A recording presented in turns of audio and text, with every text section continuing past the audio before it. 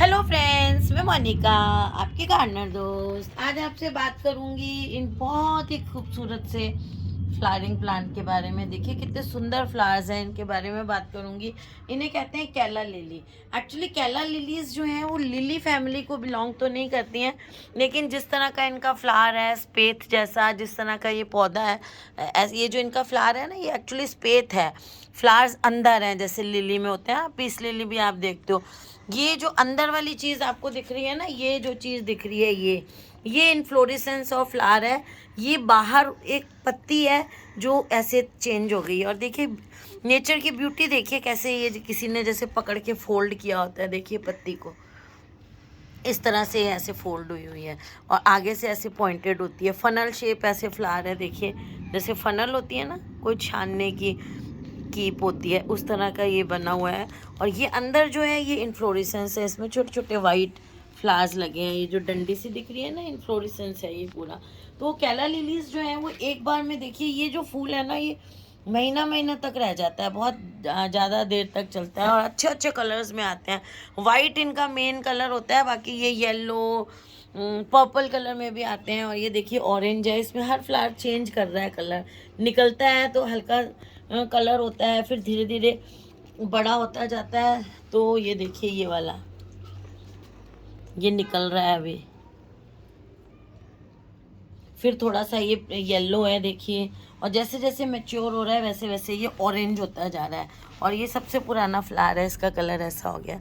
इसके अंदर आप देखिए वो फ्लावर भी दिख रहे हैं, देखिए दिख रहे हो तो ये नहीं, ये फ्लावर बेस में कितना अच्छा सा कलर सा दिख रहा है, नहीं दिख नहीं रहे।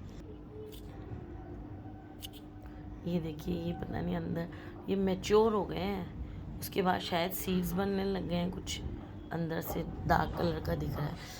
तो ये नीचे जो है ना राइजोम से उगता है। ये राइजोम जैसे अरबी होती है ना, ऐसे बड़ी थोड़ी मोटे साइज की अरबी समझ लो, वैसे इसके राइजोम्स होते हैं। वो बाजार से लाके अमेज़ोन से भी कहीं से मिल जाते हैं आपको, साइट्स हैं कई, और वहाँ से आप ले लें, नर्सरी से ले लें। तो जो राइजोम को जब उगाया जाता है तो सॉइल के लेवल से 4 इंच डीप लगाएं, मतलब 4 इंच का गड्ढा बना के उसमें बेस उसको लगाएं। और जो स्प्राउट वाला हिस्सा होता है, मैं तो ये लगाया लाई हूँ, इसलिए मैं जब कभी लाऊंगी राइजोम तो वो लगा के बता दूंगी। अभी आपको वर्बली बता रही हूँ कि राइजोम का जो जहाँ स्प्राउट निकलता है ना, स्प्राउट लगता है आपको, वो हिस्सा ऊपर रख के और ऐसे स्प्राउट राइजोम को ऐसे वर्टिकली शायद हो या हॉरिजॉन्टल भी लगाएंगे तो देखिए स्प्राउट आएगा तो वो ऊपर ही।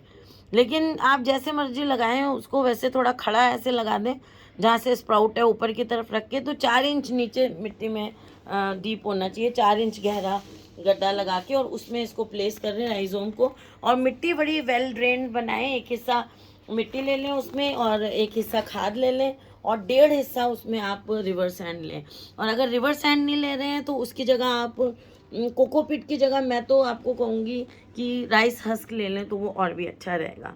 वो बाद में धीरे धीरे इनको न्यूट्रिशन भी देता है राइस हस्क जब डिकम्पोज होता है। तो ऐसे इसकी मिट्टी बना लें, उसमें 1 छोटा चम्मच फंजीसाइड पाउडर डाल लें और इनको लगा दें।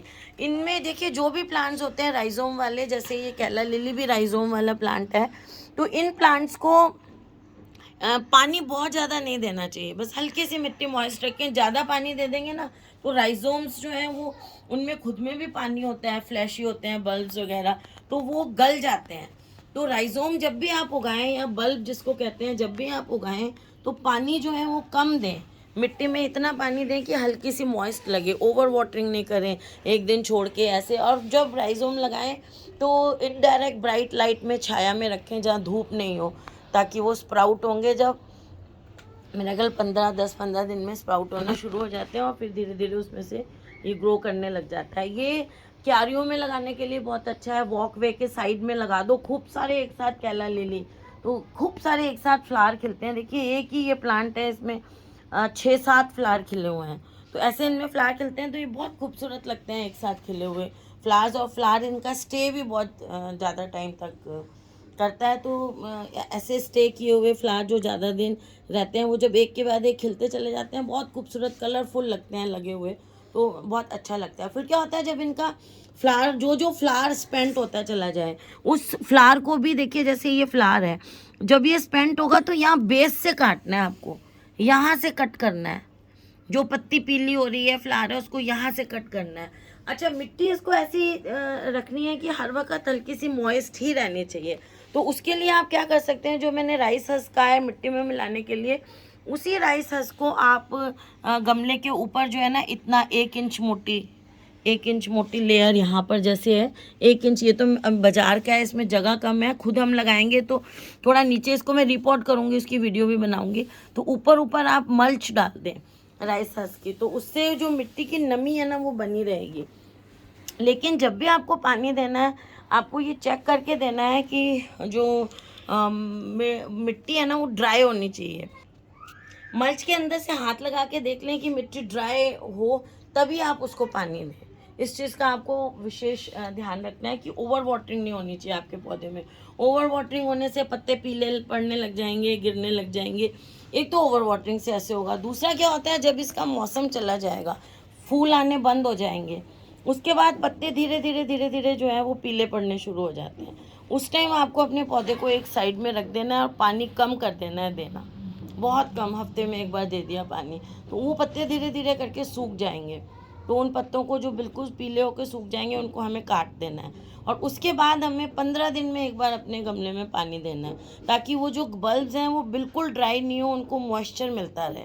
15 दिन में एक बार थोड़ा सा पानी देना है और उनको रेस्ट करने देना है। फिर जब सीज़न आएगा तो वो दोबारा से, ये इस मौसम में ही हमारे यहाँ ज़्यादा खिलते हैं। राजस्थान में तो ये मौसम इनके लिए अप्रोप्रिएट है, इसमें खिलते हैं। अब मैं इसकी सनलाइट की बात करूं तो सनलाइट इसको जो है वो या तो मॉर्निंग की सन मिल जाए, मॉर्निंग सन इसको अच्छा है, सुबह का 2-3 घंटे की धूप मिल जाए या शाम की मिल जाए, और दिन में सारा दिन इनडायरेक्ट ब्राइट लाइट मिलती रहे, वो इसके लिए बड़ी अच्छी सिचुएशन है। या अगर आप ठंडे एरियाज़ में रहते हैं तो फिर आप इसको हल्की धूप जहाँ मिलती रहे ऐसी जगह, दोपहर की बड़ी तेज़ वाली धूप में ना रखें, तो वो इसके लिए अच्छा रहता है। फिर पानी, जैसे मैंने कहा, मॉइस्ट ही रखना है आपको हर वक्त, तो बहुत ज़्यादा गीला नहीं करना है। इसको क्या, फ्लावरिंग आने के लिए, जब फ्लावर नहीं आ रहे हो, मौसम जैसे आ गया है आपका नवंबर आ गया, तो इनको थोड़ी सी, उस टाइम इनको थोड़ा सा टेम्परेचर हाई चाहिए होता है। थोड़ी सी सुबह की लाइट लगती रहे और फिर भले ही इनडायरेक्ट ब्राइट लाइट रहे, लेकिन ठंडक नहीं हो उस टाइम। थोड़ा सा इनको टेम्परेचर 24 डिग्री वगैरह, गर्मी जितना भी नहीं, जैसे हमारे यहाँ गर्मी में तो 30-40 तक जाता है, हमारे यहाँ 45 तक जाता है, 24-27 मैक्सिमम 30 के आसपास टेम्परेचर, इसीलिए ये सर्दी में यहाँ ज़्यादा होते हैं, उसमें इनकी फ्लावरिंग स्टार्ट होती है। तो उस चीज़ का ध्यान रखें। और जैसे मैंने कहा कि जब राइजोम्स बिल्कुल पत्ते ख़त्म हो जाएं, तब भी आप इनको 15-20 दिन में या महीने में एक बार पानी ज़रूर दें, ताकि राइजोम बिल्कुल नहीं मरे। फिर इनमें एक बहुत प्रॉब्लम रहती है, जो पीस लिली में भी रहती है, कि कई बार फ्लावर हरे ही आने शुरू हो जाते हैं। वो ग्रीन फ्लावर्स इसलिए आने शुरू हो जाते हैं क्योंकि या तो हम नाइट्रोजन बहुत ज़्यादा दे देते हैं, और यार लाइट की बहुत ज़्यादा कमी में इसको रख देते हैं, डार्क में रख दें जहाँ लाइट बहुत कम आ रही है। तो यहाँ पर भी, क्योंकि ये ओरिजिनली सफ़ेद क्या है, ये पत्ती तो है ओरिजिनली, है ना, ये नेचर का एक वो होता है कि पॉलिनेशन के लिए इंसेक्ट्स को अट्रैक्ट करते हैं ताकि सीड्स बने। पॉलिनेशन होने से फिर सीड्स बनते हैं, है ना। तो पॉलिनेटर्स कैसे आएंगे दूसरे पॉलन ग्रेन्स लेके इन फ्लावर्स पर, जब उसमें कुछ कलरफुल उनको अट्रैक्ट करेगी चीज़, इसीलिए ये फ्लावर्स बनते हैं पौधों पे, पॉलिनेटर्स को अट्रैक्ट करने के। इसीलिए इनकी ये जो लीफ है, क्योंकि इनके फ्लावर्स तो बहुत छोटे हैं, इसलिए नेचर ने क्या किया, इनकी एक लीफ को कलरफुल बना दिया। लेकिन जब हम इसको कम लाइट में रखेंगे तो ये जो लीफ है, इसका मेन काम तो खाना बनाना है ना पौधे के लिए। अभी भी इसमें क्लोरोफिल थोड़ी मात्रा में है, लेकिन वो दबा हुआ है, दिखता नहीं है। लेकिन जब हम इसको छाया में रख देंगे तो क्या होगा, इसमें क्लोरोफिल ज़्यादा आ जाएगा ऊपर लेयर पे, क्योंकि पौधे को बचाने के लिए फिर पौधा कहता है चलो इसको भी फोटोसिंथेसिस के लिए लगाओ, अपनी जान बचानी ज़्यादा ज़रूरी है पॉलिनेटर से, है ना। तो ये ग्रीन होना शुरू हो जाता है। या फिर आप नाइट्रोजन ज़्यादा दे देते हैं तो ये ग्रीन होने शुरू हो जाते हैं। और कई बार क्या होता है, नेचुरली ऐसा होता है कि जब यंग फ्लावर निकलता है, बर्ड होती है, तो वो ग्रीन होती है, जैसे जैसे वो ओपन होता है वैसे वैसे उसमें कलर आना शुरू हो जाता है। तो ये जो प्रॉब्लम है इसके रीजंस मैंने आपको बता दिए हैं। तो आप ध्यान रखें कि आपके पौधे को सुबह की धूप ज़रूर मिले, तो उससे आपका पौधा अच्छा रहेगा। और पानी जो है वो आप सॉइल लेवल पर ही दें, फूलों वगैरह पे पानी ना दें, क्योंकि ये फनल भी है, अंदर पानी चला जाएगा। तो सॉइल लेवल पर ही पानी दें, वो ठीक रहता है। और बच्चों के लिए और एनिमल्स के लिए और बड़ों के भी कहेंगे, मतलब पॉइजनस तो सबके लिए ही है, ये पॉइजनस है। बच्चों और पेट इसलिए कहते हैं कि उनको अकल नहीं होती, खा सकते हैं इनको, तो ये पॉइजनस हैं। स्किन इरिटेशन, आइज़ का इरिटेशन कर सकते हैं, इसलिए इनको बच्चे वगैरह से दूर रखें अगर डर है कि खा सकते हैं तो। अच्छा, इनको जब हम राइजोम वगैरह को लगा देते हैं तो 2-2.5 महीने तक इनमें जब प्लांट पत्तियां भी आ जाती हैं, उसके बाद इसमें फ्लावर्स 2-2.5 महीने लग जाते हैं फ्लावर आने में। और फ्लावर एक बार आता है तो लंबे समय तक टिकता है। तो बस फ्रेंड्स, ये जो केला लिली का फ्लावर है ये हमारे यहाँ मुश्किल मिलता है। मुझे मिल गया उस दिन प्लांट, बड़ा महंगा मिला मुझे, ये 800 का मिला, लेकिन फिर भी मैं लेके आई हूँ कि आप लोगों को दिखाऊँ कि केला लिली ऐसे होते हैं और ऐसा प्लांट होता है। और राइजोम इसके धीरे धीरे मल्टीप्लाई भी होते रहते हैं, तो अब एक बार आ गए हैं तो ये चलते रहेंगे। तो फ्रेंड्स, अगर आपको ये वीडियो अच्छा लगा हो तो इसे लाइक करिएगा, शेयर करिएगा और मेरे चैनल को सब्सक्राइब करिएगा। और अगर आपको मेरी वीडियोस अच्छी लगती हैं तो आप बेल आइकन को भी प्रेस करिए, जिससे जो भी मैं नई वीडियो डालूंगी उसका नोटिफिकेशन आपको मिल जाएगा। और अगर आप किसी खास प्लांट पे कोई इन्फॉर्मेशन चाहते हैं तो आप मेरे को कमेंट बॉक्स में बता सकते हैं, मैं उस पर वीडियो बना दूंगी। Okay friends, bye.